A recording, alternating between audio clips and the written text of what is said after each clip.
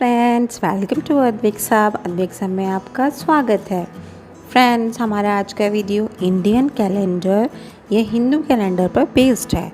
वैसे तो ये बहुत ही वाइड टॉपिक है, लेकिन हमने इसके बारे में संक्षेप में बताने का प्रयास किया है। फ्रेंड्स, हिंदी कैलेंडर की क्या विशेषताएं हैं और इसका आधार क्या है, ये जानने के लिए वीडियो को अंत तक देखिए।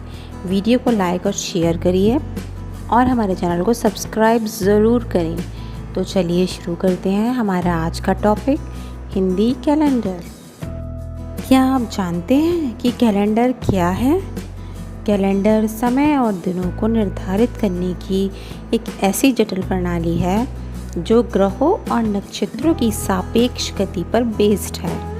यह समय और दिनों की सामाजिक, धार्मिक, व्यावसायिक और प्रशासनिक उद्देश्यों के आधार पर ऑर्गेनाइज करता है। कैलेंडर 3 तरह के माने जाते हैं। सोलर कैलेंडर, यह सूर्य और सूर्य के सापेक्ष पृथ्वी के मूवमेंट पर बेस्ड होते हैं। ग्रेगोरियन कैलेंडर, जो सारे विश्व में इस्तेमाल होता है, एक सोलर कैलेंडर है। लूनार कैलेंडर, लूनार कैलेंडर चंद्रमा की मूवमेंट पर बेस्ड होते हैं।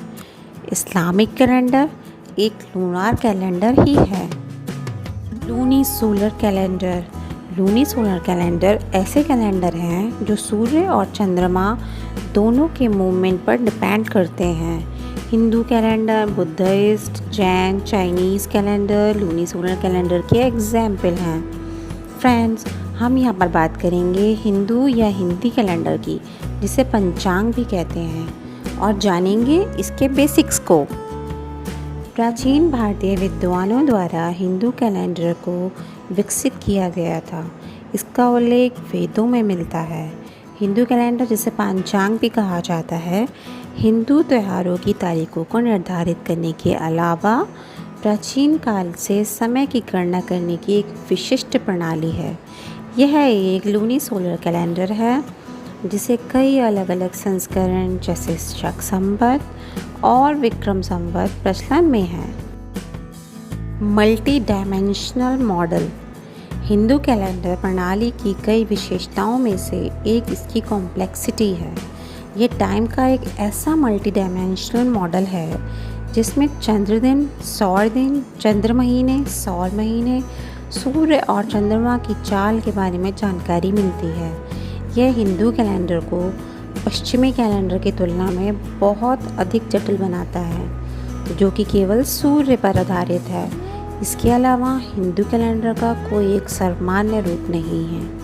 अलग अलग क्षेत्र हिंदू कैलेंडर के अपने अलग अलग संस्करण का उपयोग करते हैं, फिर भी कुछ विशेषताएं सभी रूपों के लिए समान हैं। हिंदू कैलेंडर एक लूनी सोलर प्रणाली का उपयोग करता है, यानी कि यह चंद्रमा और सूर्य दोनों के उन मूवमेंट्स यानी गतियों पर बेस्ड है जो पृथ्वी से देखी जाती हैं। हिंदू कैलेंडर में 12 चंद्र महीने होते हैं जो चंद्रमा की मूवमेंट पर आधारित होते हैं। प्रत्येक चंद्र महीने में 30 चंद्र दिन होते हैं। हर चंद्र महीने को 15 दिनों के 2 पखवाड़ी में बांटा गया है, शुक्ल पक्ष और कृष्ण पक्ष। जब चंद्रमा की शेप में चेंज इंक्रीजिंग ऑर्डर में होता है उसे शुक्ल पक्ष कहते हैं, और जब चंद्रमा की शेप में चेंज डिक्रीजिंग ऑर्डर में होता है तब उसे कृष्ण पक्ष कहते हैं। प्रत्येक चंद्र दिन को तिथि कहते हैं। इसके साथ ही हिंदू कैलेंडर सौर महीनों को ट्रैक करता है, जो 12 अलग अलग तारामंडलों के सापेक्ष सूर्य के मूवमेंट पर बेस्ड होते हैं। इन तारामंडलों को हम विभिन्न राशियों के नाम से भी जानते हैं, और इन सभी राशियों के अपने अलग राशि चिन्ह यानी ज़ोडिक साइन होते हैं। सूर्य जब एक नई राशि में प्रवेश करता है तब एक नया सौर मास प्रारंभ होता है। इस प्रकार एक सौर वर्ष में 12 मंथ्स होते हैं। 12 चंद्र महीनों की कुल लंबाई केवल 354.367 दिनों की होती है। इसलिए हर 3 साल में एक लीप महीना जोड़ा जाता है, जिससे यह सोलर कैलेंडर के साथ सिंक्रोनाइज करता है। एक सोलर या लगभग 365.256 दिनों तक रहता है। इस लीप मंथ को आदि मास या पुरुषोत्तम मास कहा जाता है। कभी कभी विशेष परिस्थितियों में एक महीना घटाया भी जाता है, जिसे क्षय मास कहते हैं।